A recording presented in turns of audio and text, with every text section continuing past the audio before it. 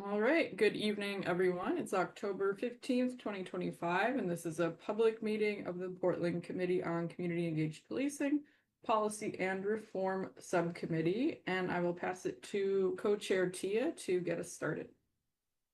Okay, sounds good. Let's go ahead and start with introductions and with the PCEP members that are here tonight. I will start. My name is Tia Palafox, and I'm the co-chair of the Policy and Reform Subcommittee here with PCEP. I've been with PCEP for several years now. My pronouns are she, her. Thank you. Thank you so much for coming tonight, everyone. It's going to be a very timely and important discussion. And I will pass it on to Kip, my co-chair. Yeah, hi. I am the other co-chair of the Policy and Reform Subcommittee. Kip Silverman, he, him pronouns, been with PCEP for a little bit over 2 years now. And again, yeah, I'm really happy to see people showing up and really appreciate knowing that we have a conflict with the city council meeting tonight, which is also a critical meeting that we have folks that hopefully are going to be sharing notes back and forth. And I will pass it to Conrad. Hewin, he, him pronouns, PCEP member and currently serving as one of the interim co-chairs of the full committee. I do not believe we currently have another committee member on right now, so I'll pass it over to staff, beginning with Dory. I think Gabby is Oh, here, so I'm pass it so to sorry, Gabby. My bad. My bad. easy to miss, folks. No worries.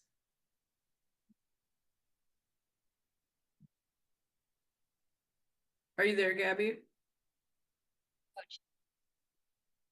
I am, yeah, can you not hear me? I can now, yeah.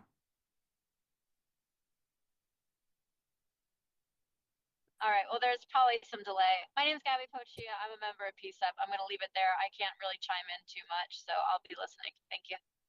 Oh, and Leslie is also here.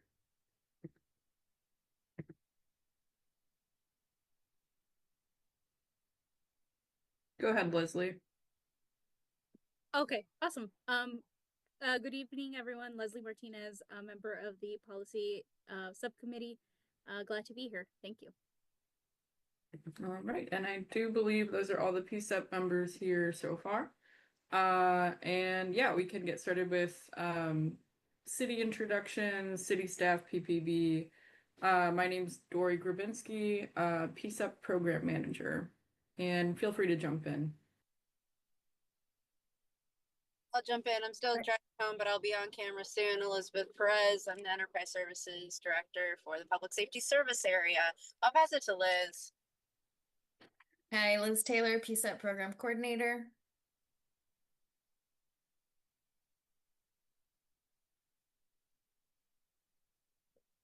Adrian, I'll do you jump in. jump in? Oh, go ahead. Oh, go ahead. Oh, I'm Sarah Ames from the City Attorney's Office, still in transit like Elizabeth. Thanks. Christopher Taft from Mayor Wilson's office.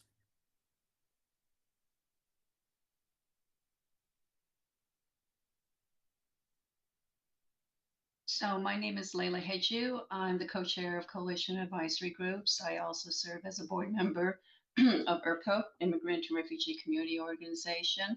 I'm also a board member of the Community Services Network. Hi, I'm Maria Sippen. I am the Chief of Staff for Councilor Mitch Green, attending on his behalf because he is in council chambers tonight. Thank you for the invitation. Hello, everyone. My name is Afrida Davis. I am a facilitator tonight. I also noticed that, is it Carmendino? You were trying to speak, but we couldn't hear you. You got about half of your intro. No, we cannot.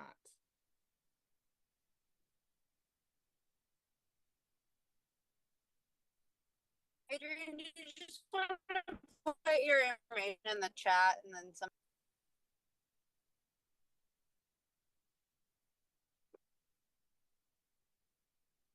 And Leslie also introduce herself. She's here tonight.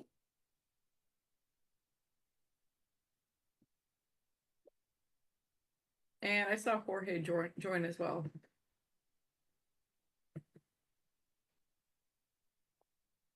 Yeah, hi everyone. Jorge Sanchez Bautista, interim full committee co-chair. Glad to be here. All right, I think that does it for introductions for now. So Tia, I'll pass it back to you. One more. Sorry, I was waiting to the end. Hi, my name is Chris Lindsay. I'm the captain of Terminal Affairs for the Portland Police Bureau. Thank you.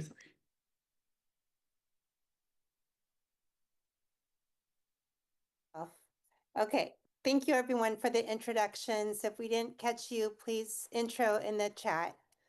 We'll jump into community agreements. Frida, would you like me to do that? I see you're here tonight. I am here tonight. Let me turn up my volume. There we go. Can you all hear me? Okay, is my volume better? Wonderful. Yes, I can go over community agreements. Listen actively and respectfully, share airtime, be present and open to new information and perspectives, assume positive intent, respect the group, speak your own truth, communicate directly, honestly, and respectfully, ask questions to clarify, and call out bias. Be okay with ambiguity. Back to you, Tia. Thank you so much. The overview for tonight is I'll start with updates, and then we're going to turn it over to Kip and the Portland Police Bureau to start a conversation on public order response and the federal presence in Portland right now. And then, as always, we'll do open public comment for a great discussion. Okay, thank you. Here are the updates. The Portland City Council Community and Public Safety Committee, CAPS Committee, recently heard presentations on extreme risk protection orders, legal review of organ sanctuary laws, and ICE-related legislation. Regulations that were put together was Avalos, joined by Alana Pearl-Guinea and various other counselors, proposed and is working on the Protect Portland initiative, mirroring Chicago's Protect Chicago plan, which urges the mayor and various bureaus to take certain strategic steps to rebuff federal outreach. And Morello, joined by Novick and Canal, has a resolution and legal review that would urge a citywide review of data sharing agreements and proposes levying fees on landlords who lease space to federal agencies for immigration detention facilities. Some of the ordinances that have been worked on is Samir Canal, joined by Smith. Let's see, I can't remember Smith's first name. I have it here. Loretta. Yeah, sorry, Loretta Smith is working on ordinances that address the use of chemical munitions in city limits and define requirements for law enforcement to self-identify. That was quite a mouthful. And can I add one thing real quick here that didn't get into the slide, and I apologize. Also want to mention that Councilor Green held a rally with veterans to talk about the current moment, and I just learned today that there's a lot of movement and organization around veterans, so there's opportunity to get involved if you are a veteran or know a veteran. And Maria from Councilor Green's Chief of Staff is available here if you want to reach out to her, and we can talk about it later at the end if there's time. So. Okay, thank you.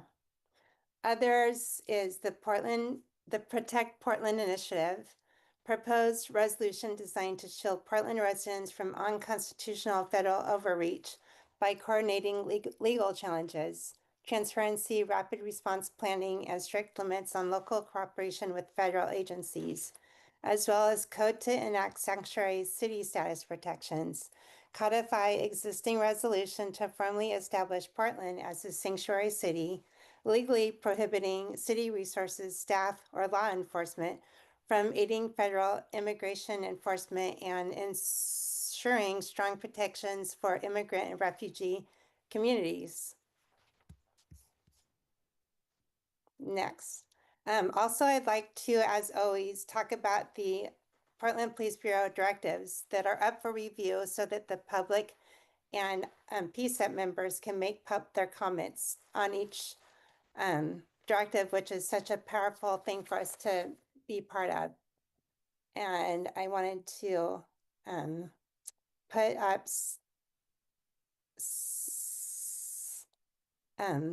something really quick in the chat that will help me read it. The public can give your opinion and comments on the police directives, and you can go to their website that I listed in the chat. And at the bottom of each directive is the link to make your comment. You can make it either public, or anonymous. Several you'll see the dates are due by tonight. So if you have time afterwards, you could work on the ones that are due on October 15th. Which is the first one for first universal review is 820.0, arrest and jurisdiction. And that, if you read through that tonight, that comment period ends today. The next one is the 630.50, medical aid, which is really interesting.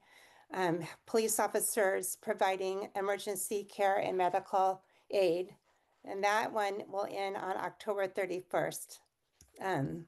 One I think is really, really important, which I was just reading about, is the Crisis Response Team, CRT. And that comment period ends, sorry, I wanted to also write a little bit about that because I thought I need the writing. I have a brain injury and the writing helps me explain it a little bit more.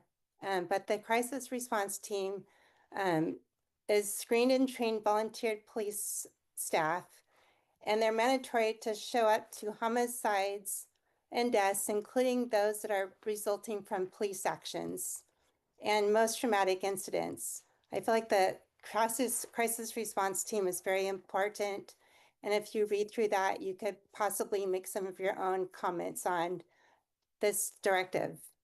So those were the first universal review. And then there's a second universal review on the next screen. Sarah, did you have something on this page? Sarah Ames. Hi, yes, I just wanted to point out for the folks who aren't as familiar with the policy review process, first universal review is when a policy comes up and they get regularly reviewed, just kind of, it's part of the process. First universal review, you'll see the policy as it stands now, and they take advice on what they should work on, what might need changing. Then the second universal review is where they draft some proposed changes and then take feedback on that. So if you don't make tonight's deadline to comment on those first ones, they'll come back around for a second period of review. And the second period of review is the ones that T is about to tell you about. So I'm done. Thanks.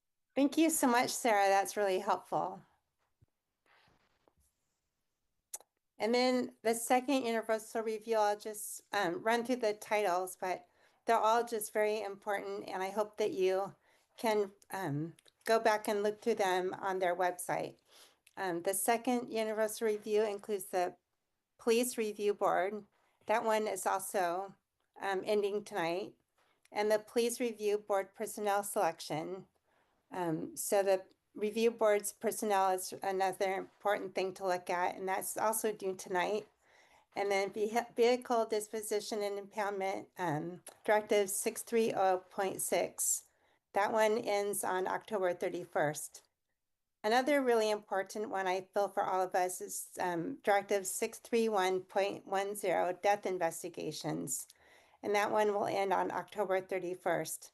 So please all, if you can, go through and look at the directives and add comments either publicly or anonymously. Thank you. Oh my goodness, there's quite a few, huh? Okay, then 10.0 is directives review and development process. That one ends on November 14th. 60.60 standard operating procedures ends on November 14th. 660.32 confidential informant authorization, payment, and file management ends on November 14th. Confidential informant use 660.33 ends on November 14th. Okay, did we cover first and second reviews? I think that's yes. Thank you so much for letting us talk about the updates tonight, and we'll move into the main meat of the meeting tonight with Kip. Well, hopefully not just me, but yeah, I'll take over. So Kip, I'll let you get it started. Okay, great. Thank you. So we, given everything going on in Portland, as I hope everybody's pretty aware, I forgot to change my glasses. That's why I can't see great. Oh, that's so much better. Sorry. We've been fielding questions for several weeks, and I've had a lot of people reach out to me just in the last couple weeks because they know I've been involved in PCCEP on understanding better the role of Portland Police given all the federal action. And what we did last week is have a couple conversations with PPB and ask them to come here and talk about their policies, approaches, and best practices that they have to not only engage with different scenarios, and we broke them down into 3 different pieces, but also if people feel unsafe, if there's an ICE action happening in the neighborhood and they call 911, what to expect from a response as well. And what we're hoping to do is with each section we talk about, we're going to talk about the sanctuary city laws and how PPB follows them. And then we will be talking about demonstrations and public order events. Right now, the main focus has been down on the South Waterfront, as a lot of people are aware. Then we'll also talk about ICE actions or DHS or federal law enforcement, depending on whomever it is, and where the PPB fit into those events, especially if 911 is called, if somebody feels unsafe. So what we'll try to do is have a little bit of conversation, questions for PPB after each of the main topics, so that we don't have to wait at the end to have our conversation like we normally do. But we also want to be very mindful of the amount of time that we have today. And we know it's going to be some intense discussions because people are very concerned. So we hope everybody will be mindful and respectful, and we'll still leave some time at the end of the meeting for general conversation. And we will also be wanting feedback from you all on things that we should follow up through our normal channels or reaching out to us. Yeah, I'll go ahead and hop in here because this is a portion of the discussion tonight that I will help support as facilitator. Kip, you did a really great job at introing the discussion that is going to take place. And I'll just say for my role tonight, I'm going to support in keeping us moving forward in our conversations. So Kip will frame the questions. Then we'll have a PPB guests to speak to the question that was framed. PPB guests, if you could please reintroduce yourself so folks will know who is speaking at the time. And then we will have discussion after each section. As Kip stated, we ask that you be mindful of time and getting your question or comment out so that we can have as many people who have something to say about the topic, the space to say those things. If for the purpose of time, we need to move things along, I might interrupt gently and just remind folks of time. So I will turn it back over to you, Kip, to get us started. Okay, cool. Thank you. So initial section that we want to talk about is have PPB talk about sanctuary state and city policies, PPB's compliance, and clarify any recent updates or changes. And feel really important that we all understand what we have in place now, and also remind people that Portland City Council is discussing about codifying some of these into law presently in the City Council meeting. But PPB has already been compliant with these, whereas other areas of Portland city government has not. So that's some of the discussion happening over in the City Council meeting tonight. Do we, who do we have from PPB to talk about the sanctuary city laws and how you guys interact and of course, now my brain just starts going out the window, but your practices around them? I can speak to that. Again, everyone, hi, my name is Chris Lindsay. I'm the Captain of Internal Affairs for the Portland Police Bureau. Myself and Lieutenant Adrian Matika will be addressing you tonight. I will keep this brief because I know there are probably a lot of questions. I put some links in the chat, specifically pertaining to the language regarding the Portland sanctuary city laws, the state of Oregon sanctuary state laws, and our policy 810.10, which specifically talks about the police bureau and its members of immigrant communities and individuals with diplomatic immunity. Like I said, I'll keep this brief because I know I want to be respectful of everyone's time. Long story short, we don't enforce federal immigration law. We're not allowed to. We don't have federal authority to do it. Even if there's concern about members who may be deputized on federal task force, like I was in the past, we do not enforce immigration law. The first link I sent you is basically that, you know, we won't just provide like personal help, like in the terms of people or personnel, but we won't even transport anyone in our vehicles for it. So we are not allowed to cooperate in any way, shape, or form when enforcing federal immigration law, unless there's one caveat, unless there is a judicial decree signed by a judge, which is essentially a warrant. And when those are signed by a judge, that basically tells us law enforcement that you shall do X. I have not seen that happen once since I've been here in over 22 and a half years, that we have had to comply with a judicial decree. So they are not common, where state law enforcement are directed to enforce federal law.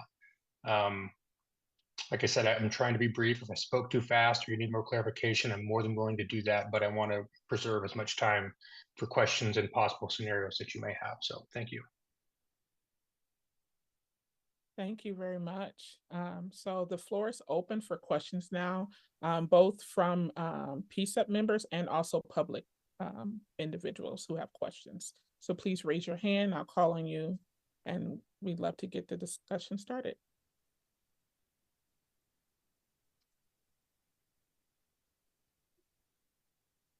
Go ahead, Tia. I was reading through the public or the crowd control process and rules, and I see you have separate procedures, but how do you keep those in place when you're working with Department of Homeland Security? So I'll speak a little bit to that. Part of that section I was going to reserve for Lieutenant Matika because he has been participating in the IMTs every night, where I have not. I can, unless he corrects me, and if I'm wrong, I apologize, but our function down there in terms of crowd control does not pertain to immigration enforcement. It pertains to us monitoring the situation, because that is still, it's a building on a public street. We have citizens in the area who may call and create calls for service, but our sole function is to monitor activity down there, and and I believe the main goal is preservation of life safety, and to make sure there aren't any issues with regards to conflict where we can try and de-escalate. And if we do need to take enforcement action, it's done on a very targeted basis. We don't go in and sweep up an entire crowd of demonstrators. and our presence there is mainly for that. Our presence there has nothing to do with them enforcing immigration law. And I'll let Adrian speak a little bit more intelligently than I am, because he's kind of. Can I ask one more question? Is the group, the Portland Police Bureau that is down at the ICE facility, the most called the Rapid Response Team, or is it called the Liaison Officers?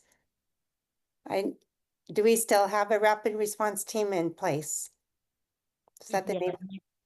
Oh, Yeah, Adrian, your volume is still Oh. not there. yeah. Oh, you can't hear me? We do still, so we did reconstitute if he can't get his volume to work. We do still have a rapid response team. We did, they all resigned, but we did reconstitute it. We updated their training, we updated their equipment. We're moving to, we have shields now instead, and we still have some of the batons that we use for movement, but we still have shields. We instituted those. I know I spoke with one of the CMICs earlier today, and he told me that RRT's function down there has mainly been in a bicycle capacity, and they use their bicycles as opposed to showing up in their protective gear, which is like, it looks like, if you know your baseball players, it looks like catcher's gear. It's got the plastic and then the pads that are all over. That's what it looks like. So that's primarily been their function. So yes, we do still have an RRT. They've been reconstituted, but with updated training Thank and you. equipment. Thanks. Let's try again. We still cannot hear you. Oh no. Adrian, can you try and call in with your phone? Is there a phone number he can call in to dial into to speak? I know I've had to do that in the past with Zoom meetings sometimes in the evening. So maybe if we give him a minute, we can come back to that. Yeah, and Leslie put in the chat a question about IMT, what that is, for everyone's clarity. Yes, sir. The IMT is the Incident Management Team, and that consists of like a CMIC, a Crowd Management Incident Commander, Deputy of Operations Planning. It basically follows the ICS plan and platform, and that's something we've had, I think, consistently almost every night. And our plan is to continue to have one scheduled through, I believe, the 22nd of October. And that is basically just the command structure for when we feel there could potentially be a public order event. Okay, yeah. And just to reiterate, we're what we were hoping to kind of parcel out the different sections, but maybe it's not nearly as important. Talk about really the sanctuary city aspects of things first, and then public order events, and lastly we'll talk about the ICE actions or federal actions within the city and responses. So we can try to keep the conversation and answers kind of focused on them. But there's okay, yeah, and Susan has a question also that would relate to the protest part, but I'm not seeing a lot of questions around the sanctuary city policy. I think it sounds like everybody here is feeling pretty confident that they understand what they are and PPP's role in that. Does anybody else have questions around that? Pip, would it make sense to just have our presenters kind of go through all the sections, and then we can open the floor? It sounds like we'll have we can ample do that time. too. Sure. Great. So Liz, want to go back to the slides real quick? I think just given the way questions are popping up, PPP folks, if you wouldn't mind just kind of going through the next portions as well, if that works for you. Right, you have to give me 1 second to pull up some stuff I got earlier, because I was prepared to do the sanctuary cities, and Adrian was going to do the public outreach, excuse me, the public order. Give me 1 second here. Okay, no problem. That's assuming that Adrian's still having audio difficulties here. So 1 minute, please. Sorry. Yeah, I apologize. no problem. And Pat, we see you have a question.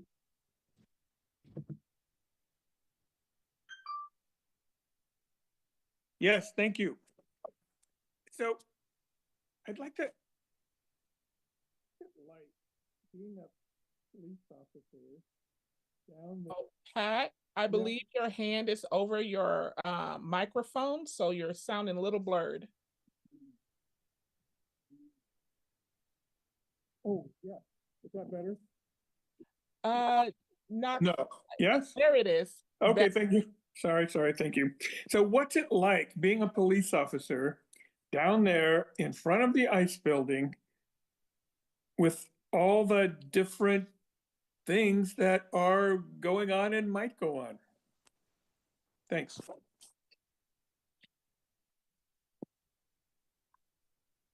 I don't know if I can answer that since I've never been down there. I've only seen maybe some of the videos, and I guess I'd have to ask, like, what specifically are you referring to when you say all the things going on down there? Are you talking about Homeland Security agents' use of force, moving crowds, arresting people?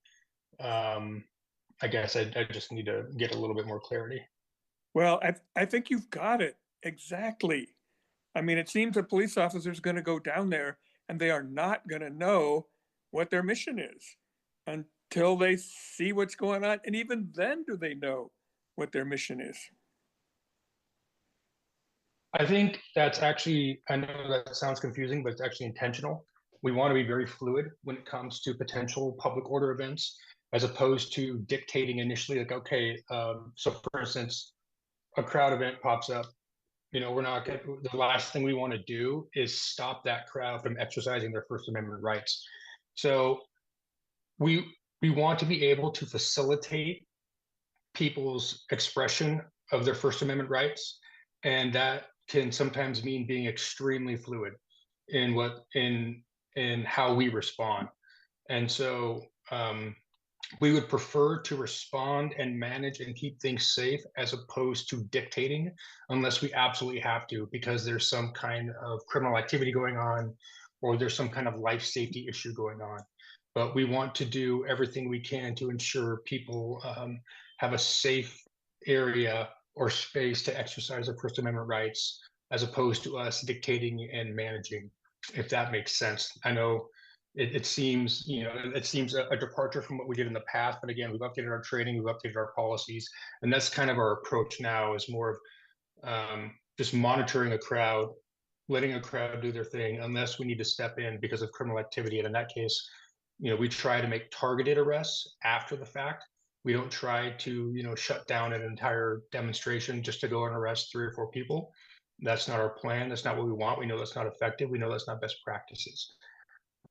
So again, we try to be fluid and adaptable with these events now. Are you prepared to be at cross purposes with federal officers? That is a question that is above my pay grade. I hate putting it that way, but getting, you know, we are not allowed for the city attorney to interfere with, you know, federal action or federal quote unquote investigation, whatever that may be.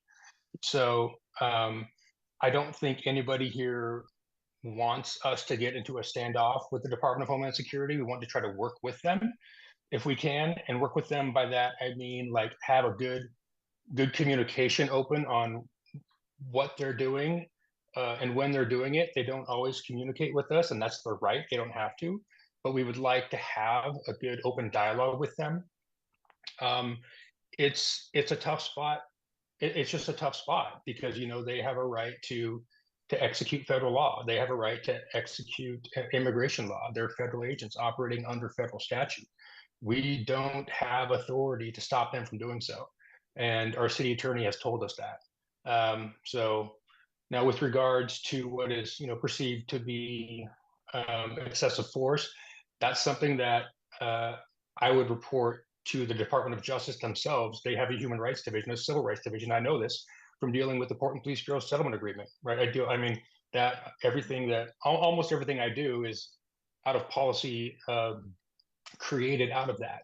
So if there are issues, if people have issues with the ICE or DHS response, I would encourage them to contact them, because they're the ones who are going to be the ultimate overseers of the Department of Homeland Security, the DOJ. Thank you. Dory, should I send it back to you?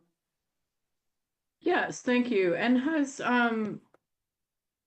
Adrian been able to connect yet? I see your mouth moving. You're muted. You try unmuting, Adrian. It shows your mic being muted.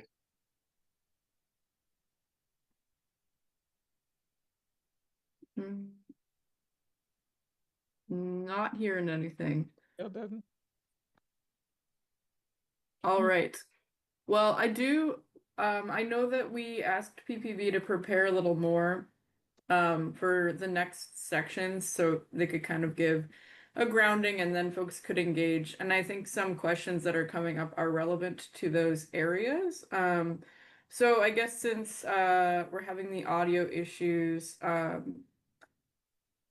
PPV folks, I'll defer to you as far as if you want to speak to those next sections or just take the questions as they're coming. What works for you? I will leave it up to the group here. I see a lot of questions coming in. Yeah. And as opposed to me just talking, I'll try to answer as many questions as I can, as intelligently as I can, and we'll just go from there. Do we Great, want let's to just keep it present the rolling. third slide as well so that we just have all three sections out there?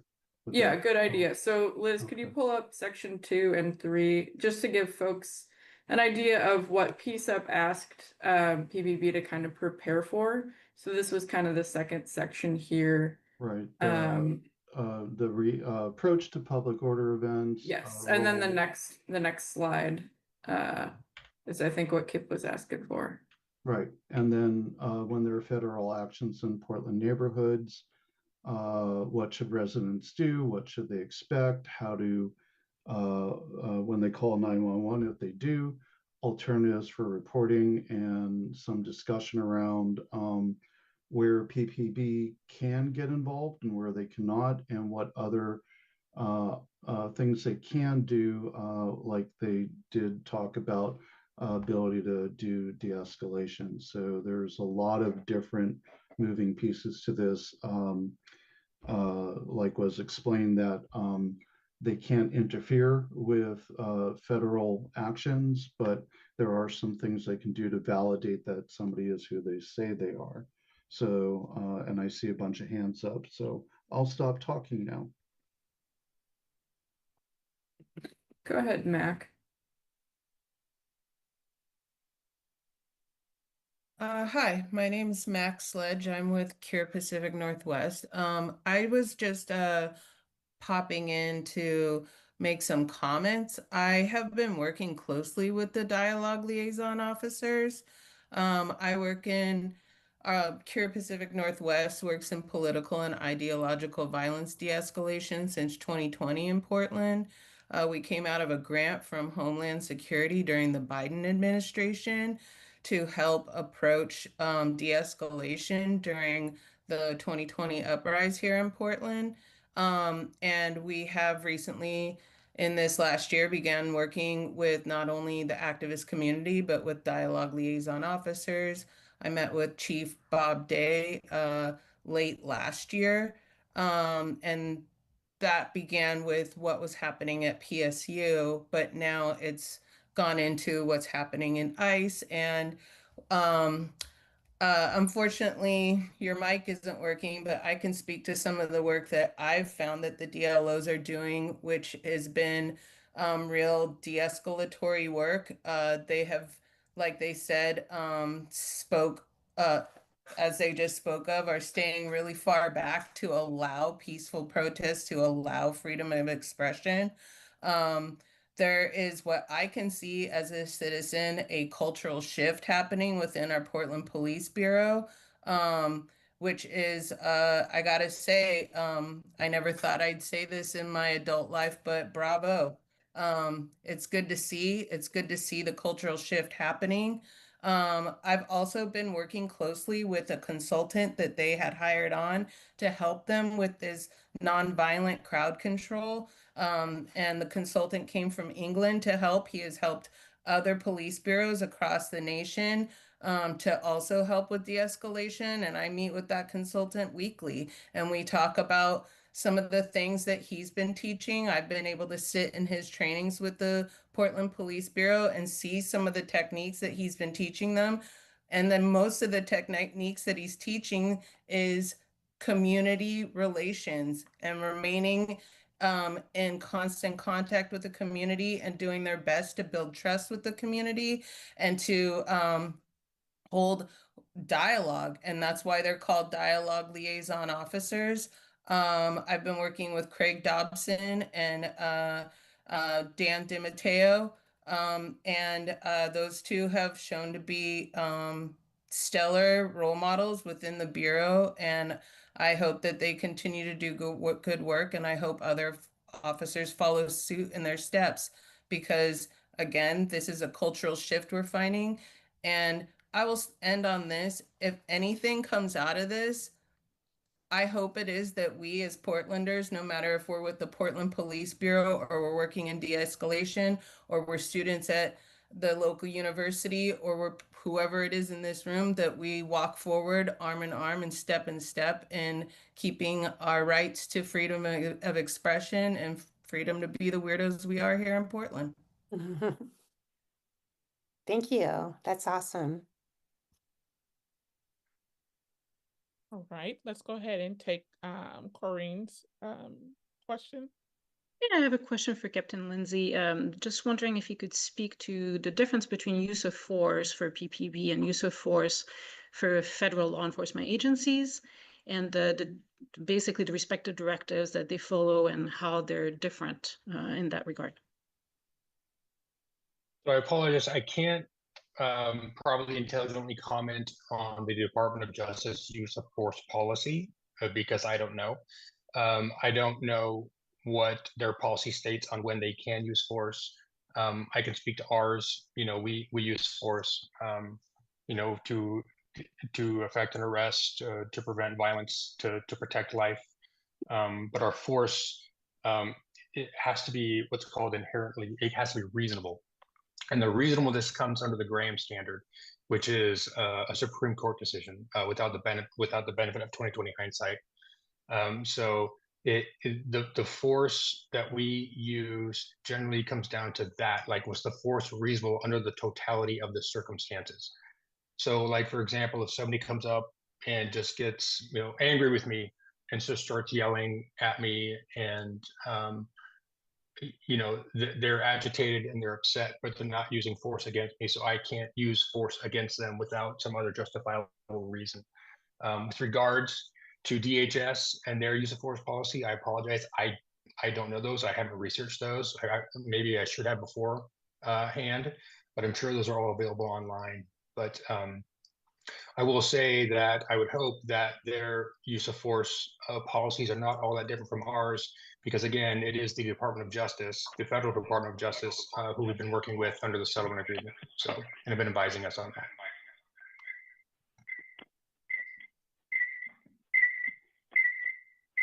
All right, got some feedback there. Let's see, Kayla, go ahead. Hi, good evening. I wanted to ask a question.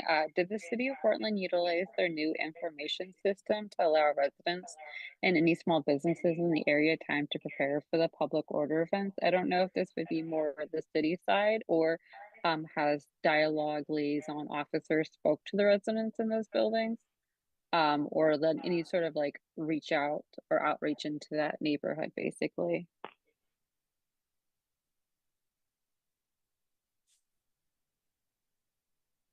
Working with that.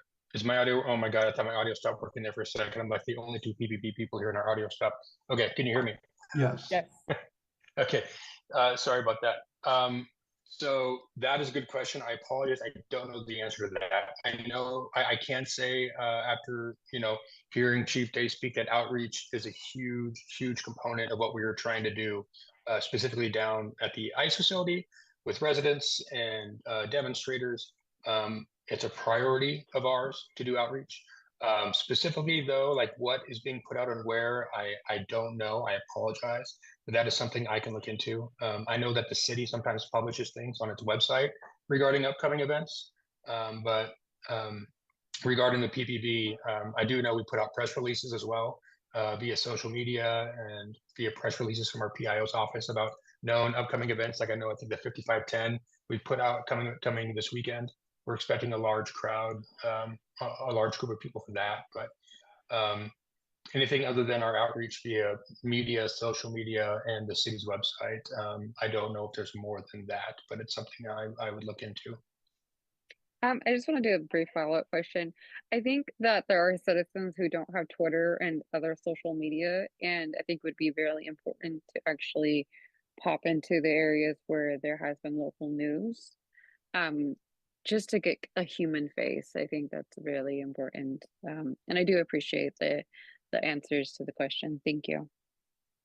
No, and that's a good point. In this day and age, we think not many people would have Twitter or social media, but there are still people out there that do not. So that's an excellent point, and I'll mention that. Thank you. Adrian, let's check your audio. Can you hear me now? We got you. Oh, outstanding. Well, hi. I want to first thank you, Mac, for covering such well, the DLO program that we're using down, especially over at ICE and all the events spread throughout the city. And I appreciate your kind words about this program. I hope I don't. I got an echo. Hope you guys can hear me. Yes, we can. Yeah, so I want to really give a brief on this DLO program. As you all know, one of the 3 goals of Chief Days is to transform this dynamic between the police and the people we serve, the communities. And so that's how this program, started. And essentially, it was created to formalize and to professionalize the work of this officer who their priority is to engage with community members that participate in these events, whether they are marches, protests, demonstrations. And the goal of this is promote safety and trust with the community members. And so I'm sure that everybody had seen this officer. They are distinctly dressed with a white polo shirt.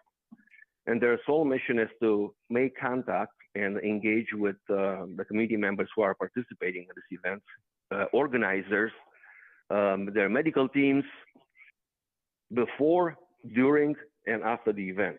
So it's essentially like a social contract, and the Mac was right. It's a cultural transition from being confrontational and controlling to more being cooperating and building a legitimacy with the community we serve. And I've sat in a lot of this IMTs lately, whether they were related to ICE building or the No Kings events and marches. And I can tell you that it was tremendous work and a good job, really good job on de-escalating and making contact with the community members. In fact, I worked last Saturday the event, and we've made some targeted arrests. And what was very interesting, I haven't seen this before, that people from the community would come to the DLOs and they would provide information and report crimes. When I say information, they even provide evidence like video clips or pictures of the suspects. And so they help us, they help the RRT members make these targeted arrests. And so with all this targeted arrests that we've made since June of this year, and I think there are about 50, I don't think we had a lot of force used, at least in the last couple of weeks. I don't think that anybody had used any force. So very good work done by this DLOs, and I agree with Mac, AC Dobson, and Sergeant DiMatteo are doing a great job there down at ICE. As you all know, we're expecting another event on Saturday, and I think all the DLOs are being engaged in this march scheduled for Saturday. All right, wonderful. Next, Jorge. Yeah, I do want to give it to Leslie because I think Leslie and I may have the same question. Leslie? Oh, I think my question is slightly different. I felt like you were gonna ask the question, so go for it. Yeah, no. I think it's just like really the big one that I know that's very like popular. That a lot of folks keep asking is like, can PPB arrest law enforcement officers if they're violating local laws? And there's like a lot of confusion about they can or they can't, especially with a lot of protests, so I think some clarity there would be nice if it's possible. So what I can say is that the approach PPB has been taking, and I got this on a meeting earlier today with Chief Day, is that when, and I see some of the questions are like ICE kidnappings and such in the chat, and Yeah. I'll do my best to address that. So if ICE are going to take what they claim are immigration enforcement policies and law, we cannot stop them. We have been directed by the city attorney that we cannot interfere with that direction, that investigation. We can, for instance, if let's just say they're going to take what they say is immigration enforcement, and they're not properly identified. They're wearing masks. They don't have patches shown, badges, whatever. We can go and clarify, like, okay, are you a federal agent executing federal law? If they are, and they show us proper documentation, then we can't do anything any further other than that. We essentially take their word that they are executing federal law, and we cannot stop them from executing federal law, even if it comes into conflict with sanctuary city policies. Does that make sense? Yeah, I have a follow-up for that. So have we seen that yet where PPP officers have like engaged with federal law enforcement to verify their identity? So I know we have responded to calls for service when when DHS have been executing federal law immigration operations, whatever they may be. We have received calls for service, but I don't know what we've done beyond that. I know we have responded to them, but I don't know of our action after that. And that's something I would have to follow up on and find out. Okay.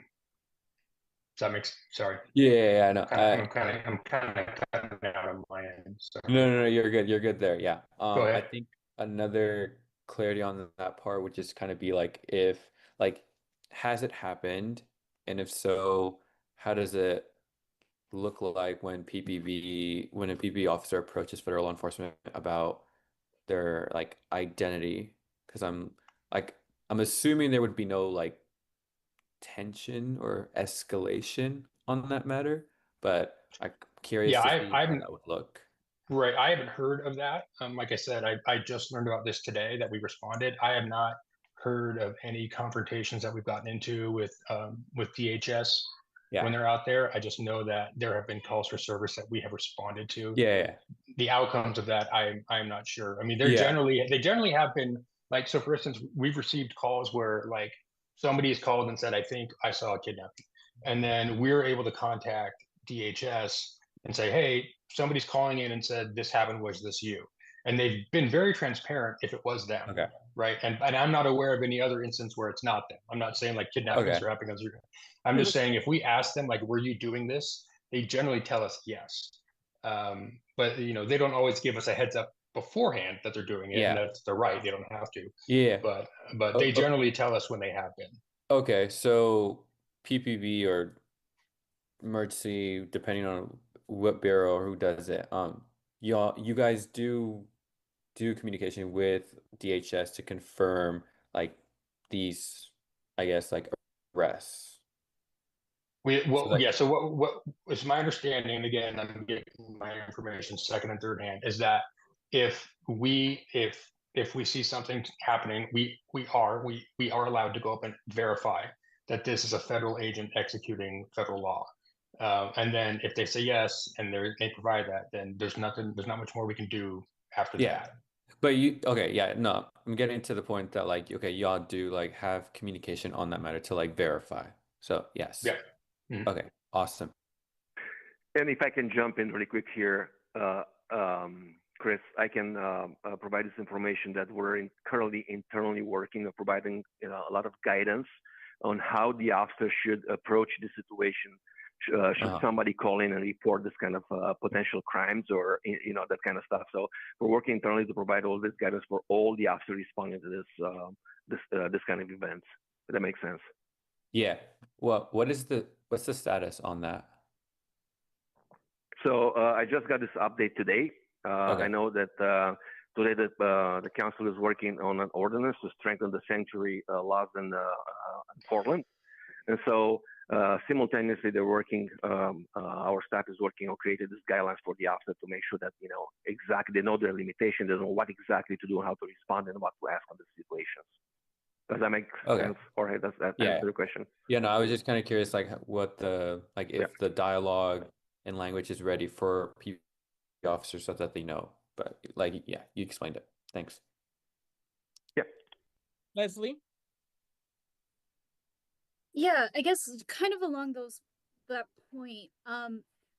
So the officer can show up and basically just the PPP officer can show up to the scene, and do they have to like verify that the warrant is valid, or is it just really that the DHS officer is a DHS officer and that they say that they are enforcing federal law?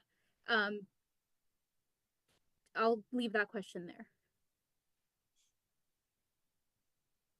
It's my understanding we are not required to verify a warrant or judicial decree, just to verify that it's a federal law enforcement agent. And at that point, the federal enforcement agent can take whatever means they deem necessary to conduct their kidnapping.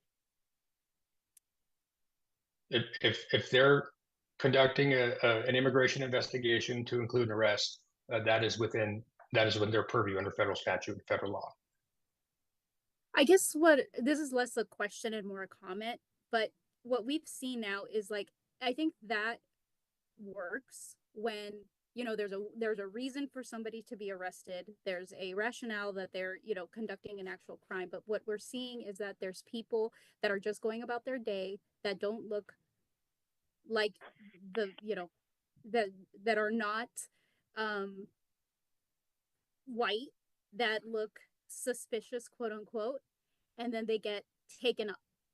And that seems to be what is what is happening. And that seems to be, there's no way for the local police department to protect those people. And there doesn't seem to be a way for a recourse for people. So I guess I'm like, and what I'm wondering is like, how in this instance, what good is this sanctuary status really if local police say their hands are tied when it comes to protecting people who are not doing anything wrong? Do you mind if I just jump in? I want to piggyback on what Leslie's saying. Not only do I agree with what Leslie's saying, but in addition, what you're saying is we don't know if they're even looking at their badges, and we don't even know if the PPB is checking if these are actually federal agents. Right, because they just have to say they are. No, it's my understanding they have to show us some credentials. They can't just say I'm a federal agent without any kind of identifying, marketing patch or a badge or anything like that. We need to verify that they are who they say they are. But we don't know if you are verifying that because you don't have that information. Is that information in police reports? You have gotten calls. Those calls have been responded to, and we don't know if that's actually taken place, that their credentials have been checked. I don't know if Adrian can talk with. I'm not aware if we are. I think we are required to document interactions, but I would have to verify that. I think we are. But again, don't quote me on that. I'd have to look into it and get back to you.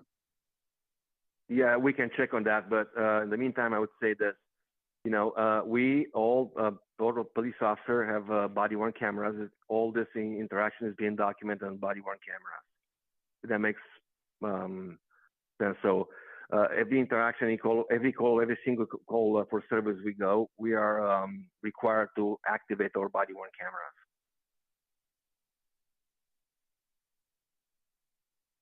All right, Pat.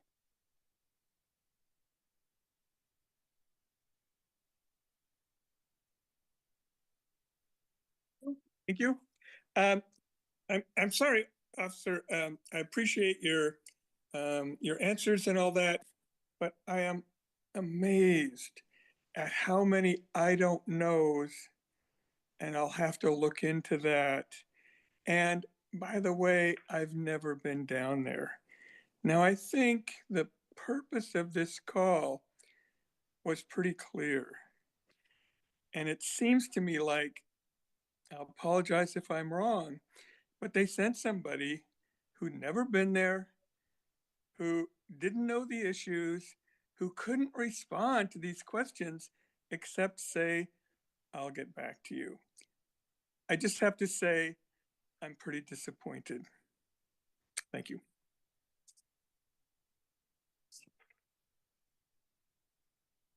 Barbara?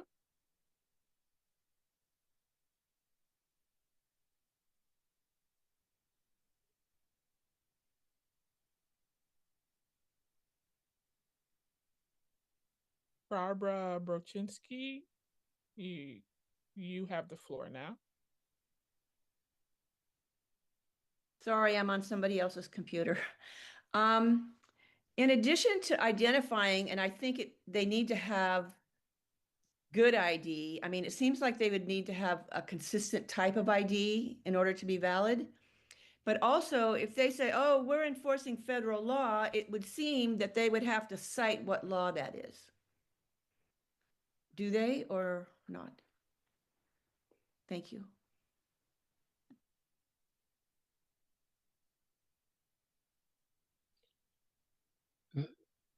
Well, they would essentially be saying we're conducting immigration enforcement action.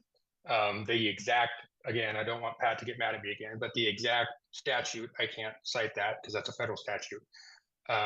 But yeah, I mean, in terms of what they tell us, if it's a federal agent and they say they're conducting an investigation, that is sufficient.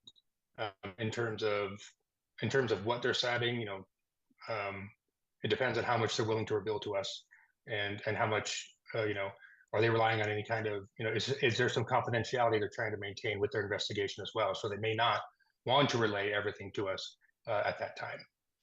Yeah, it just seems like it needs to be more specific, because what I've heard is that people are going into court appearances and the judge tells them to come back, which would indicate that like in a week or two or something, and that they're being arrested and taken away. And that doesn't seem legal. And it seems like they should be pressured to say which law is being broken. Which federal law? Even I understand that you don't know what law they're trying to enforce, but somebody, but they should know. They can't just say vaguely, you know, something, not legally, in my opinion. Not that I'm a lawyer, but this all seems very vague, and the idea that they don't even have to, they can wear masks, they don't have to have any ID, that is so problematic. So thank you.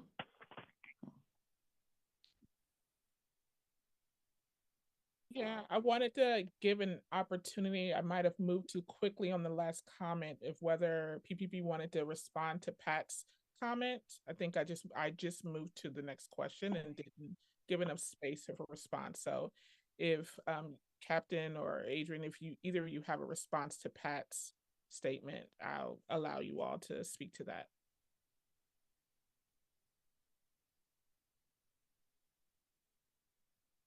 No, I would just say again, I wish I did know everything, and you know, I'm like I said, if I don't know anything right now, it's part of my job is to follow up and get back to you to provide you with the information, and that's something that I do. That's why, you know, PCCEP now has just only 2 dedicated PBB representatives in command staff, myself and Captain Jackson. And the point of that was so we would have consistent participation. And that way it's not just me coming to this meeting one time saying, yep, I don't know, I'll get back to you. And then I don't come back for another year, right? You're going to be seeing my face on a very consistent basis going forward. And so some things that I can't answer to, I do apologize that I can't answer to them. But part of this is that my function is to follow up and provide answers when I can. I can just share a little bit more about that. I think that's something not everyone here is aware of. So something staff has been asking for from PPB and with Elizabeth Perez's support is to have more consistent attendance and engagement from the Bureau. And so we now very freshly have some liaisons from PPB who will be attending, most every meeting, or, a group of folks who will probably, trade in and out.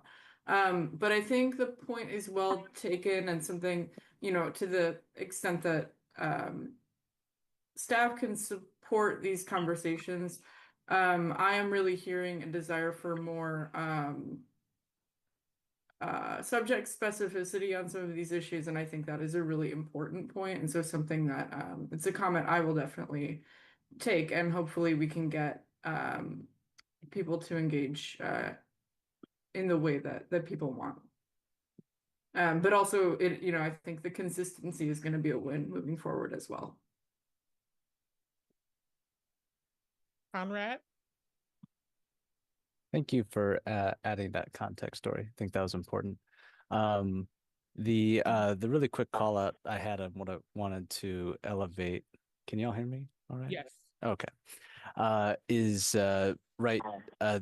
Southwest Waterfront is my neighborhood, right? I live literally up the hill, and I just wanted to in a public forum say I've been immensely impressed with those liaison officers. The tactfulness, I'll call out without revealing too much, of where the patrol cars are placed out of sight of the crowd control, and the utilization of peace officers on bikes has been extremely professional. And every time I've been down that way, I've been very impressed by the Bureau. Not so much with some of the other folks, but the Bureau has really stepped up, and that needs to be recognized. And I should hope that continues. And I think that's the key call out, is that methodology needs to continue.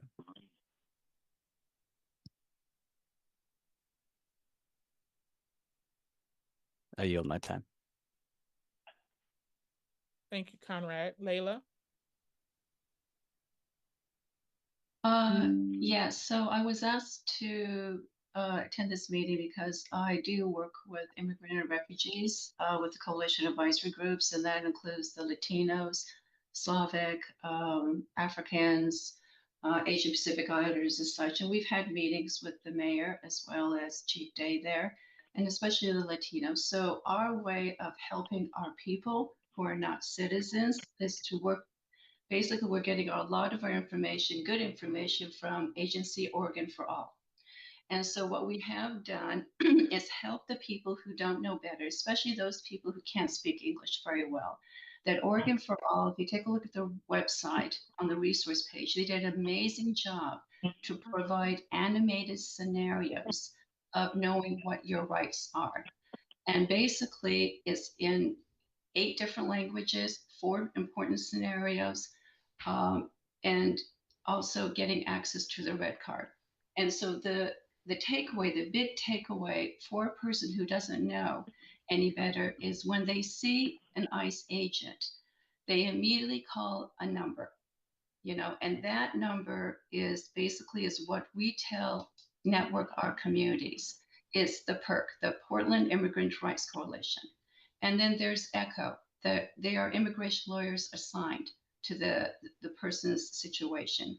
And then we have ACLU, who provides the animated videos in 8 different languages, so people can understand without trying to read through a lot of material and still don't get it. And plus, there are red cards that are printed out for them to carry. So if they see an ICE agent, don't say a word, because once they open their mouth, then that's where the legal issues start to happen. So it definitely, I've been spending a lot of time with schools, with a lot of agencies, and we've been spreading this out. We've been having flyers posted to make it easy for people to know what do you do and what you do not do in the simplest manner. So yes, Portland Police their hands are tied. But what we need to do is educate our people and what their rights are, with immigration lawyers through Oregon for All that will step in for them. And that's the ticket here. Thank you, Layla. Kip? Kip? Yeah, no, thank you for that, Layla. And that was one of the things I did want to mention. My, in earlier conversations and folks that I've talked to elsewhere over the last few months, because it seemed like we were headed this direction regardless, that the ability for local police to act in the way I think we would like them to act is very limited, unfortunately.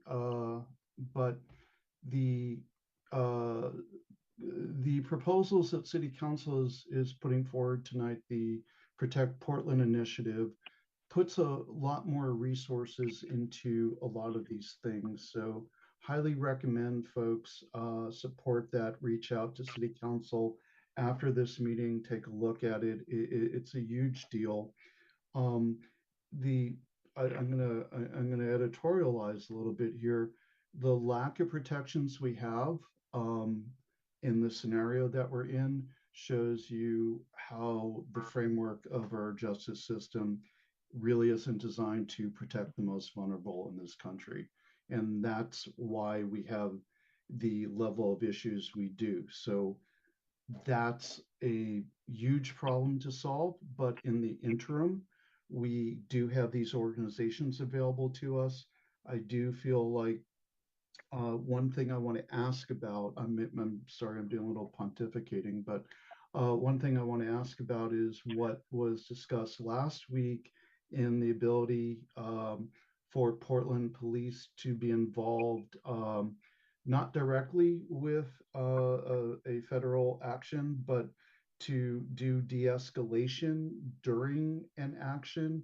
And also a question I have along with that is, is PPB able to say, by the way, here's the resources we have in our city for you, and hand out cards or perk or whomever else is available so that they can assist people who live in our city without interfering with the federal action.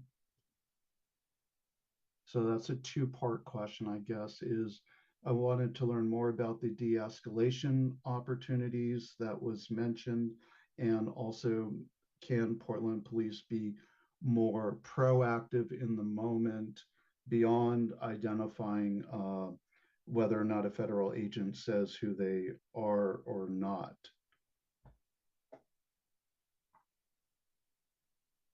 No, we absolutely can de-escalate in those situations, because the concern now is there's so much energy around this that the next time there is a DHS operation regarding immigration enforcement, that's going to create a flashpoint of community members and other people, and we would want to respond to that in order to prevent any violence or any harm to anyone involved on both sides. We de-escalate every day as the captain of internal affairs. I see us doing it all the time. We are successful at it. You know, Lieutenant Matee can talk about de-escalation going on down at the ICE facility because he's there on a consistent basis. Regarding being proactive and handing out information, I would say that's an interesting idea. I would have to speak to upper level command staff about that. But that is an interesting idea that I can run up the chain. I think that would go a long way to help with somebody official and who's supposed to be trained for tense situations for support. And I will second what Conrad said.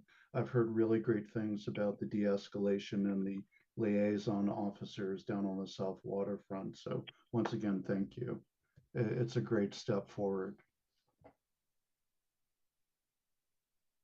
Lieutenant, I didn't know if you wanted to step in and add anything to the conversation. I would just add that besides the DLOs, the dialogue liaison officers, I think Conrad just mentioned that these witnessed officer on bikes. Well, those are the reformed RRT officers previously. So there's a change in this. If all this is has the purpose to de-escalate the tensions there, yes, Sergio Di Matteo, as Matt mentioned, is doing a great job there working with people, trying to make sure that everybody's safe. They're monitoring the crowds there. We're not making massive arrests. No, we're just talking to people, creating that bond, the structure, the social contract. That's why it's working so well at this point. We haven't used force there at all within the last couple of weeks. It's all working, and the de-escalation is a big important tool and part of what we do there. We want to make sure that everybody feels safe there to express their First Amendment. All right. Thank you. Babs? Hi, thank you very much. Can you hear me okay? Yes. Okay, Babs Finelli here, 77-year-old lifelong Portlander, currently enclosing Northeast Portland, so City Council District 2. I also have on my iPhone the City Council meeting that's going on right now, so trying to keep track of all this stuff. So I just want to add my voice to those who said we will have follow-up. Officer Lindsay, again, add my voice to those who said thank you for being here, and understand that there was a lot that you just couldn't answer tonight. And then Dory mentioned follow-up. So when specifically will we get follow-up from I'm sorry, what?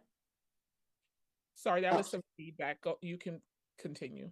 Okay, so specifically when will that be, like at the next PCCEP meeting or some additional meeting to follow up on all these questions that Officer Lindsay was not able to answer tonight? And I know this whole thing is mind-boggling. My little pea brain right now is about ready to explode trying to track this meeting and the City Council meeting that's going on right now. And coming up next on the agenda, some of you may know this, for the City Council meeting, is to amend the code, city code, to reaffirm Portland's status as a sanctuary city. So that they will be discussing that in the next 10 minutes. Anyway, thank you for listening. Thank you for all the work you're doing. I do have one of those little red cards. I think Maria Sippen might have mentioned that. And it just has some basic information about, in several different languages about what one can say if they're approached. And then also, Maria, I put in the chat, I think the initials are PIRC. Maria, is that correct? That also has very specific information about steps that we can take. So I'll be quiet now. Maria, could you reiterate that? Yes, you're correct. Thank you for paying attention to what I plugged into the chat. And I know Leila brought it up first, and it's the Portland Immigrant Rights Coalition. Sometimes you'll see their tent right in front of the ICE facility. They are helping to safely escort and process people who are showing up.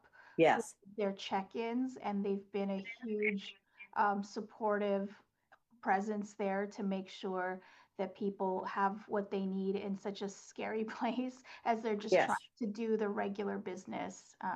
So say hi to the folks there. They're completely volunteer run. Oh, yes. Okay. Thank you for mentioning that. And then I just saw somebody else put in something about that little red card that I mentioned. You may all have that already, but it's really helpful. Oh, there. She just held up the red card. Thank you. And thank you for letting me speak. And thank you for all the work you continue to do. Thanks, Babs. And as far as follow-up, I am sure that the subcommittee will continue to be, follow this topic. So I think especially with the, City Council items up tonight, there's a lot of follow-up that I'm sure may happen in the next subcommittee meeting, but I'll be working with PCCEP members on that. And then if there are more specific people that folks would like to hear from and would like us to try and connect with in a public meeting, please feel free to let us know in the chat, or we'll put the email in here. So you can always request that kind of stuff from us, and of course we can't guarantee it, but we will work to make that happen. Thank you, Jory. With regards to fall, sorry. if I could just, I just want to pipe in real quick. Yeah. It's something that, you know, I'll get the information out as quickly as PCEP wants. If you want me to wait for the next meeting, I can do that, or I can get some questions answered and prepare a document, and either have Dory or Kip or somebody send it out as, you know, post haste. So whatever the committee would like.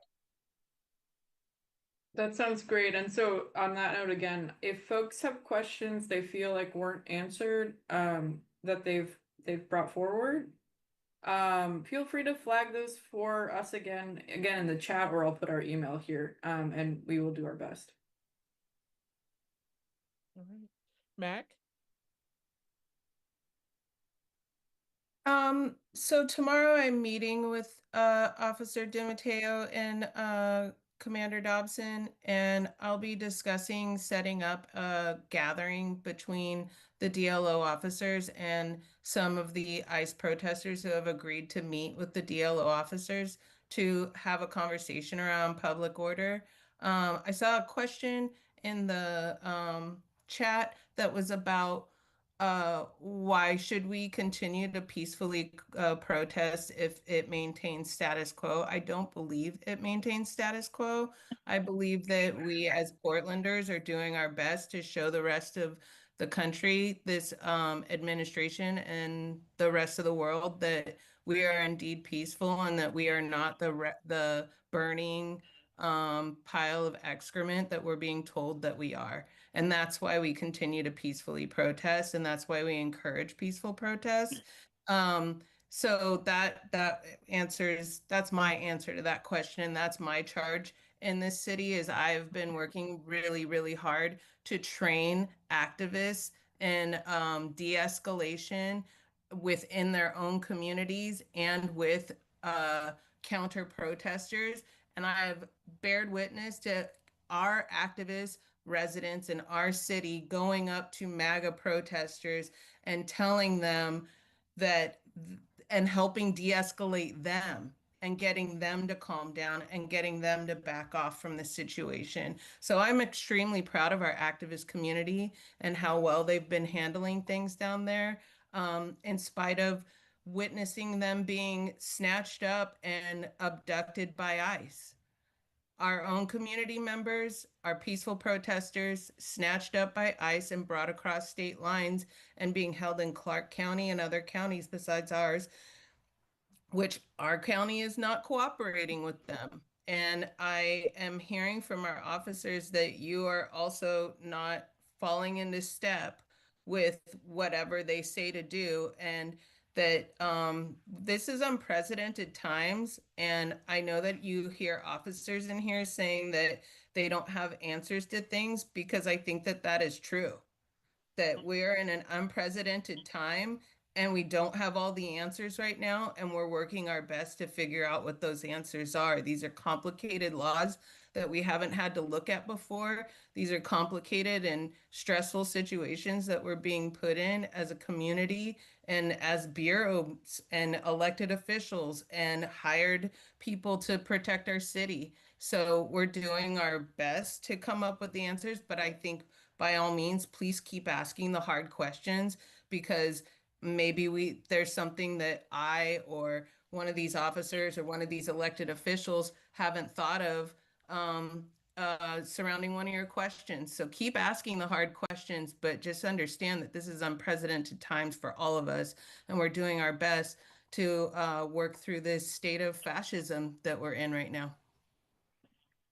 And I will put in the comments or in the chat my email. If you would like to participate in some of the gatherings that we're going to be holding with PPB and the DLOs, please send me an email.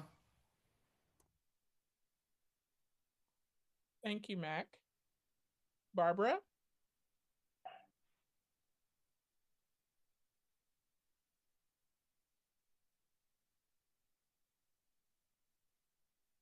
Okay, I know someone who goes down and volunteers to help the immigrants down at the ICE building. And they told me, and I've heard from other people, that that the ICE people use leaf blowers to take the dust from the previous night's tear gas and blow it at the people that are working, the volunteers and the workers. Now, that seems totally illegal. That has nothing to do with federal immigration law, right? So when they do abusive things, can't they be arrested or something? Or can't, like, I don't know. I know it's martial law, so it's not like we're in a strong position, but, you know. And this person warned me, if you come down there, you might get, you have to be prepared that that could happen to you. So, and then somebody else told me that this person had red eyes because of it. And how is that being allowed? That's not DOJ, federal law, anything. That's just mean. Right. And it's on our city streets. So thank you. I know that I appreciate the cultural change. I think that's amazing. So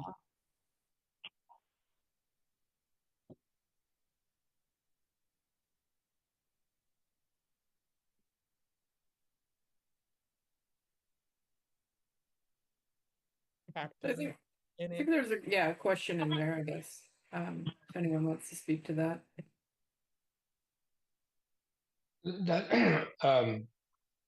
That's upsetting. I totally understand that.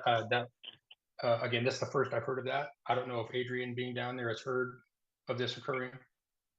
I have not, Captain. I have not heard about this, but it's something that I can look into. I have not heard any of this. Yeah, well, we'll have to look into that. That's the first I've heard of that. And I'm sure we'll have to look into that before we could probably comment on that.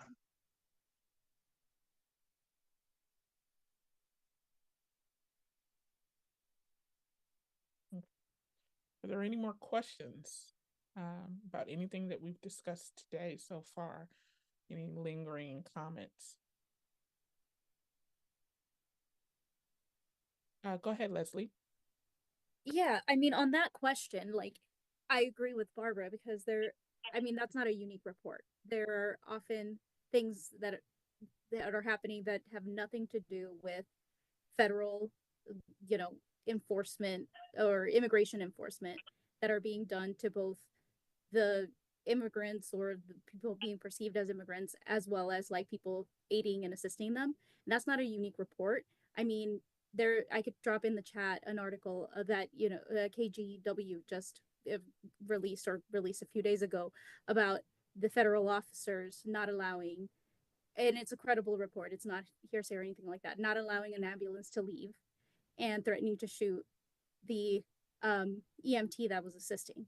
So like those things we know are happening. They don't seem to fall under this umbrella of federal immigration enforcement. In those instances, what can PPB do to protect the protesters? Is it still nothing?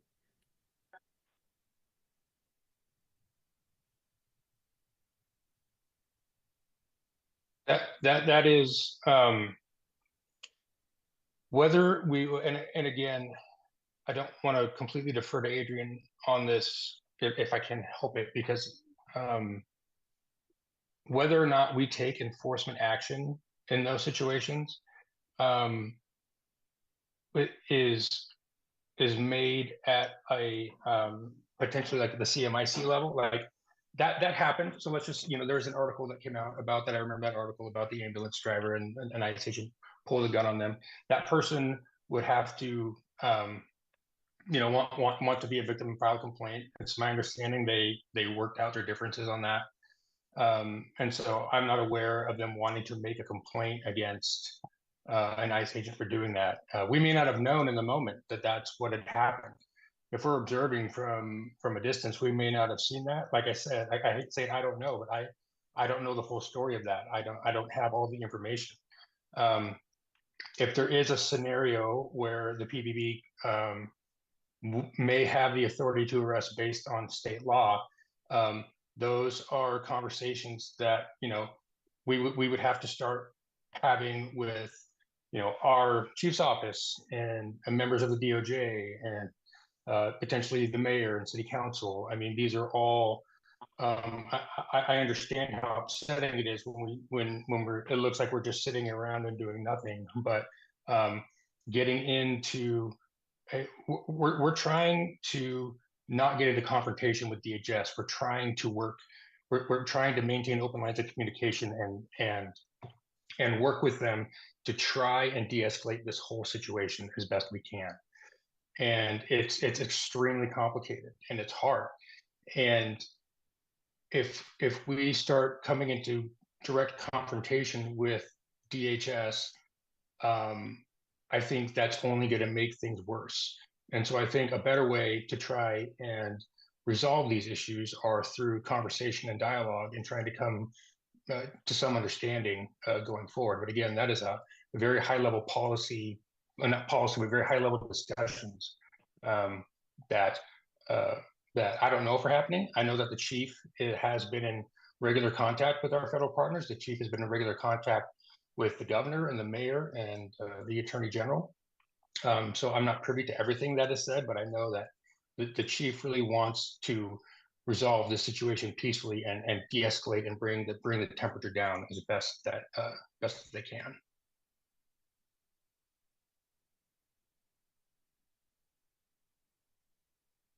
I understand I guess I'll just kind of, this isn't a question, this is more of a follow-up. I understand the desire to de-escalate, and what I'm hearing is we're not really doing anything because we don't want to antagonize, so they right now are being able to do anything they want, and they're taking advantage of that. And I think that that's really that is a really hard position, or a really hard thing for the community to understand, because it just feels like nothing is being done and the de-escalation really isn't really working. So I'll just leave it there. Thank you. Jonathan? Thank you. So I guess this is a good time for my next comment, because I commend the police officers for what they are trying to do.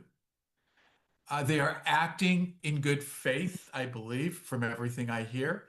The challenge is that the Department of Justice and HHS have demonstrated at the highest levels that they're not acting with good faith, and that there are clearly people within the administration who would like to escalate. What they want is escalation.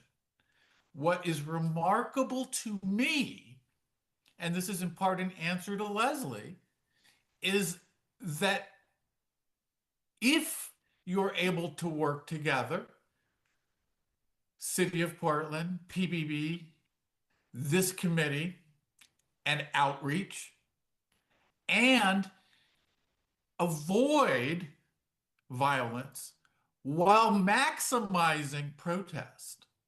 Not easy. Not easy. But if you can do that, that will speak volumes. And so I guess that's partly my answer to Leslie, is the problem is you're dealing with people who have, from a structural level within the government system, if a federal law is legitimate, it prevails over a state law or a local law. That's just that is the American system. And the problem is that more powerful law is not being operated in good faith, in my humble opinion. And I will just leave it there. Thank you.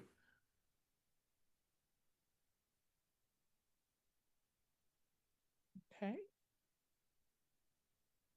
Go ahead, Pat.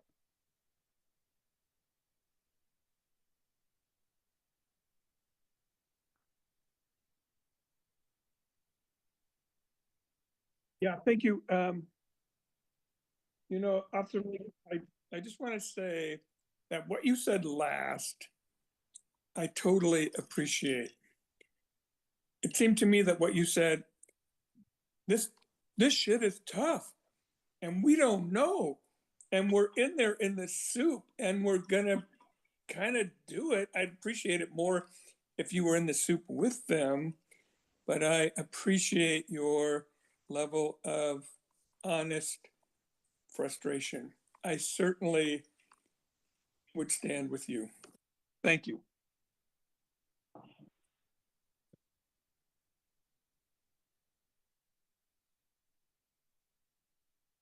All right.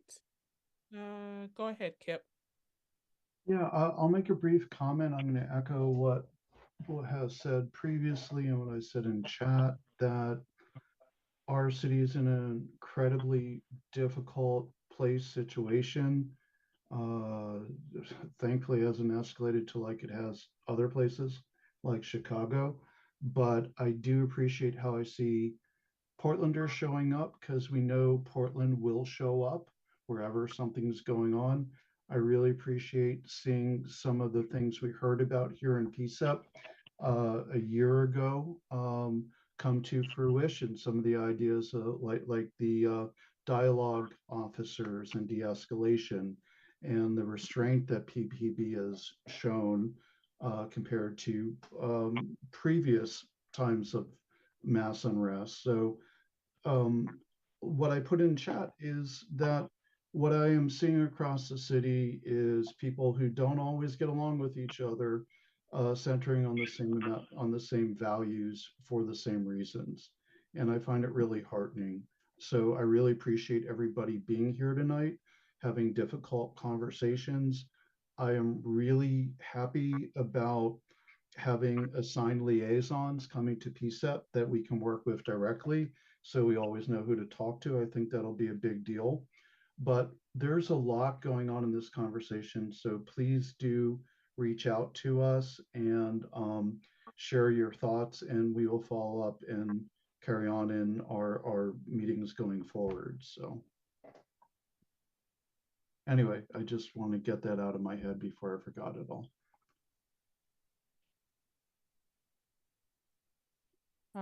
Barb Rainish, I saw you pop up a couple times, your hand raised a couple times, didn't want. Yeah, I do that, don't I? Let me see if I can come on camera too. Oh, yep, I'm there. I just wanted to escalate and ask the question, not escalate, bad word choice, sorry, about clarifying whether we're talking about the Oregon Department of Justice, because that's different than the Federal Department of Justice, and it seems like that's where the sparring is. And yeah, that's my commentee asked. Does that make sense? It is the Federal Department of Justice, not the Oregon DOJ. Yeah, and I think it's a good point that when we are talking about a DOJ, we should say which one we're talking about. That would be helpful. Thank you, Kip. Absolutely. I'll be back at public comment.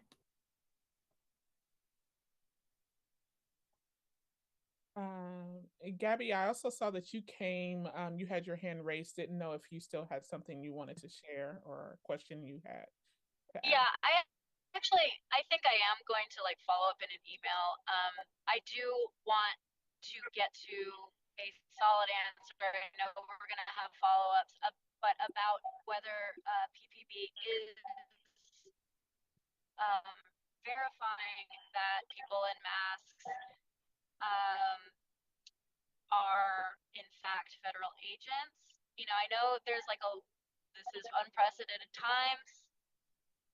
Nobody really knows. There's a lot of laws, you know, but I think the community really needs to know they are protected by the police to their ability.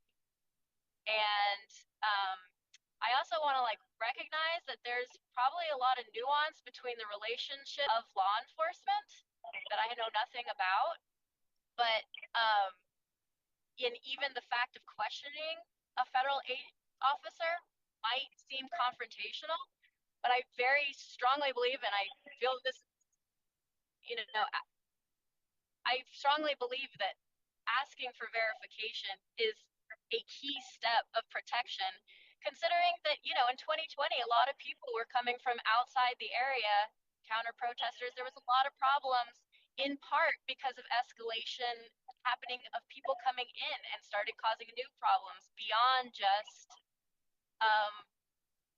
really the, you know, the BLM protest. And I just really want to say how important it is that it's hard for the citizens to protect themselves, obviously, against federal agents.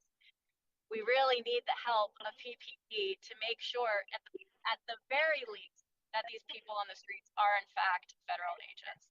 I am going to follow up in a more well-spoken email, but that's what I want to say now.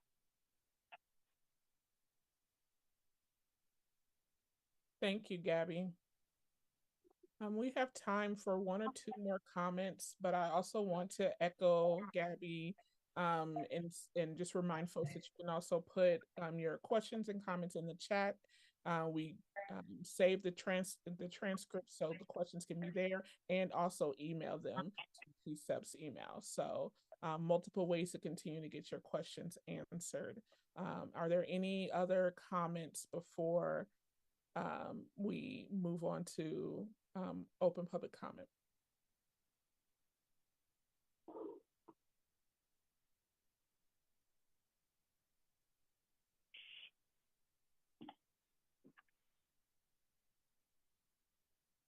All right.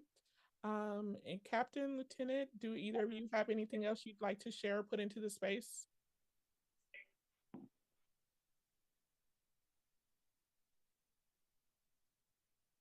I do not at this time. Just want to say thank you. I know the questions are tough. I know everyone is frustrated. I wish I was able to answer every question that you posed tonight, but I will do my best to follow up and circle back and close the loop. Thank you. I did take a lot of notes with a lot of questions, and we'll follow up with this and we'll get you the answer that you're looking for. So I want to thank you for this opportunity to be here in this meeting. Yeah, thank you both for being present and answering as many questions as possible. And I know many folks look forward to those follow-ups. Kip, I turn this back to you to wrap up this section and move us into open public comment. Yeah, well, I did get one question via message that we've heard reports, and this goes to PPB. We do know that sometimes when there are actions by ICE DHS that they don't always have license plates on their cars and driving trucks that are unregistered or what have you. Is there a process for validating those situations? Like, if you saw a car full of people that looked armed driving down the street with no plates, is that something you'd pull them over? Or how do you validate that that's not just vigilantes or something? I guess is the question. Yeah, I would say if PPP officers saw a vehicle full of armed individuals with no license plate on it, that is something we would address. Okay. We would try to pull that vehicle over and identify the occupants inside and conduct an investigation at that point. So yes, that's something we would look into. Okay, cool. Thank you. Barb, is your question for open comment or follow-up? Follow-up just really quickly. Is that something that it would be okay for citizens to call in to 911 and ask you guys to investigate and expect follow-up? Or are you just saying if you happened upon that kind of thing, you guys would do your thing? Lots of things. Sorry. You know, I would encourage the community to call 911 on that, because okay. You know, the off chance those are not federal officers or anything that could pose trouble. I'll just say. So that's something I would encourage people to call 911 about. Yeah, thank you for clarifying. And I will wrap up this whole section. Oh, sorry, go ahead. If I may, I would encourage people to call 911 every time they don't feel safe. Yes. That is exactly what I was going to add in to wrap that up, because we didn't actually get to that salient point that it was relayed to us in the different conversations to put this meeting together, that if somebody does not feel safe, they see something happening that makes them feel unsafe, or they see a neighbor being threatened, call 911. And based on whatever availability to respond to it, the PPB said that they would try to show up for it. So please call 911. That's what it's there for. And yeah, let's end that conversation there. Please, if you have more questions, send it to us. And let's move on to open questions, please. Yeah. So for open public comment, this is an opportunity for you to ask questions or and state comments that has anything to do with what we discussed today, and also any of PCCEP's ongoing work. So that time is open now. Sarah, I did see you raise your hand. Did you have something to carry over or put into the space? I just wanted to say that, I mean, many of you PCCEP members and others have seen Mary Claire Buckley, the PPB Inspector General, at every one of these meetings, basically. She has been a really consistent presence, if not actually a sworn officer like the representatives today. And tomorrow is her final day with the Bureau. She is retiring. So I just thought I should let you all know that that's next move. So it's end of an era. Wow. I'll email her tonight then to thank her for her dedication to this. So thank you for letting us know. She didn't give us a warning, Sarah. We're never gonna see her at PCCEP, but I'm sure she'll come, you know, Yeah. in her off time. I was about to say the same thing. I'm like, wow, not. Yeah, she did kind of joke that she'd come to the town hall on the monitor's report and kibitz from the audience, but I I'm not counting on it. So yeah. Go ahead, Barb.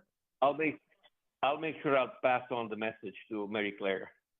No, please do. Go ahead, Barb. Are we doing public comment? Yes, we are in public comment. Okay. Usually I try to wait till Dan raises his hand, but obviously I'm not doing that anymore. But I'd like to see other people speaking. Thank you, everyone. I did get a chance to say goodbye to Mary Claire, which scared her when I was speaking up at the Behavioral Health Unit Advisory Council, which is somewhere that I am a member of, and want to make sure that everybody knows that we have community meetings. We're now going to have them twice a year. We used to meet monthly and have them every quarter, but now we're starting in the new year going to meet every other month. So we're going to have 2 community meetings, not 4, but if you have any thoughts on when those you would like to see those, you are welcome to reach out. Let's see. Yes, Story. Exactly. The 2 of them. I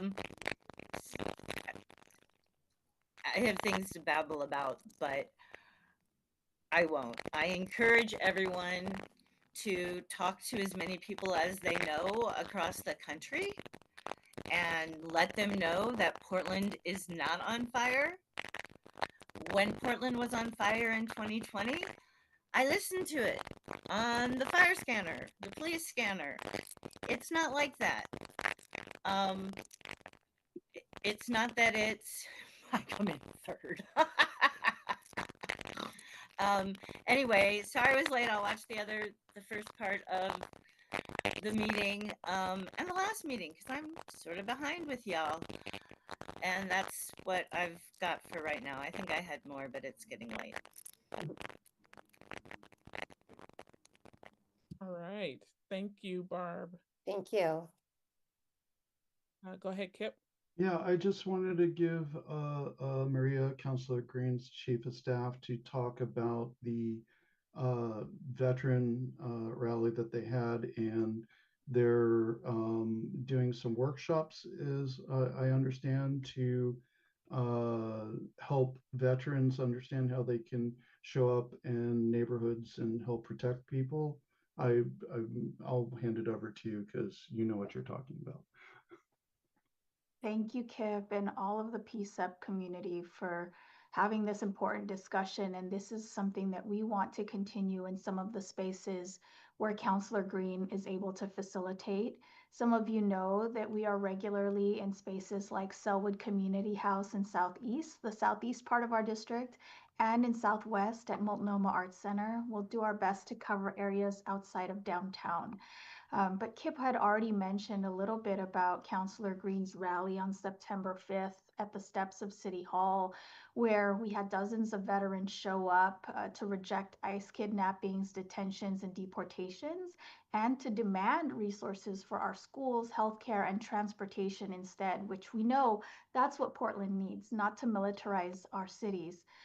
It was also during the week that we were experiencing the threat of the federalized National Guard and their pending deployment.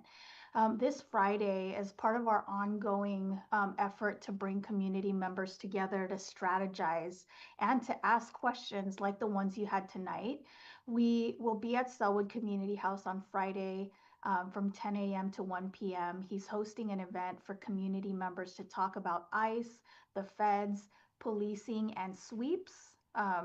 It'll be all of us talking about what we're hearing, what we're seeing, and to relay some of your questions to people who can better understand, along with our counselors who can be our legislators, like you're seeing tonight, as they work to fortify and codify our sanctuary policies. So we have a special feature on Friday with Together Lab. They've been working all across Portland to talk about what we can do right now to do neighbor to neighbor programming and to go over some next steps to connect with community members to form these protective networks. You've already heard about how we continue to reiterate our constitutional rights, which we all have. But in times of crises and panic, we may not be able to pull into that if we don't have the familiarity and practice.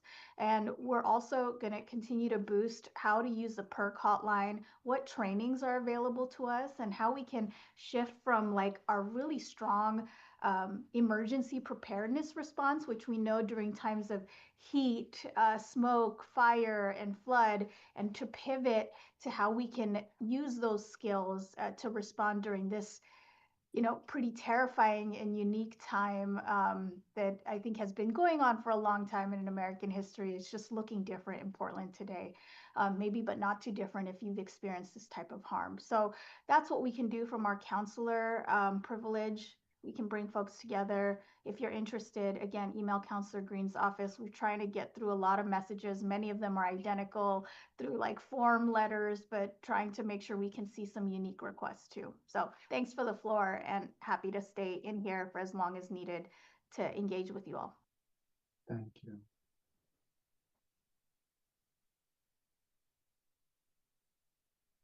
Any other comments or questions for open public comment?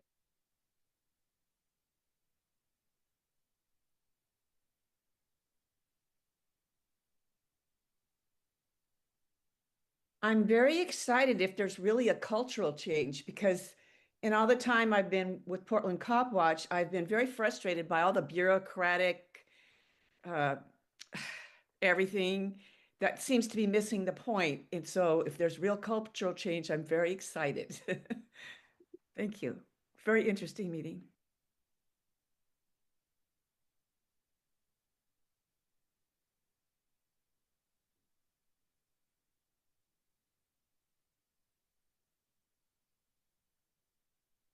All right. Kip, and turn back to you. Yeah. Well, again, thank you everyone for showing up. Thank you for our new PPB liaison folks. Look forward to working with you. Look forward to continuing this conversation. And again, I'm really encouraged by the core values that I'm seeing. So I appreciate all of this. So next slide, please. Tia, do you want to close us out or? Sure. I was waiting for the slides too, but you're doing great improv. Let's see, our next meeting is Wednesday, October 22nd, our full committee meeting. And that is where we'll be discussing what we thought we were going to discuss and told people about the Portland Police Bureau's response to the exculpatory evidence recommendation. We'll be discussing that there and among quite a few other things. So hopefully you can attend the full committee meeting. And here is the PCCEP website. And I'm really glad the email address is there, because if we didn't hear from you tonight on the things you want to follow up on, please send your public comments into our email there, https //tinyurl.com PCCEP comments. Or you can email us at tinyurl.com PCCEP emails. So either way, if it's a public comment or a private email, we can follow up with those at our next Policy and Reform Subcommittee or our full committee. So thank you so much for attending tonight. Please stay in touch, and we really appreciate all of you from the Portland Police Bureau coming to explain your role and being present with the community. Thank you all. Thank you very much. Hope you have a good evening. Look forward to Thank working you, with you. everyone. And again, get in touch with us. We will also do some social media stuff, but we will have more meetings on this topic, and we want to know what you want to know. So yeah, thank you, everyone, especially to all of our guests and all of our community attendees. And it is 7:59 p.m. and this meeting is adjourned. Take care, everybody. And if you're interested, you can hop over to Watch Council on the ordinance resolution. Both. What is it? Code change. It's both. There's a Both. resolution and an ordinance. It's a little bit of everything. Okay. I thought they had finished one of them by now. Nope. Oh wow. Okay. All right. Take care, That's our everyone. Good council. night. Okay. Recording stopped. Yeah.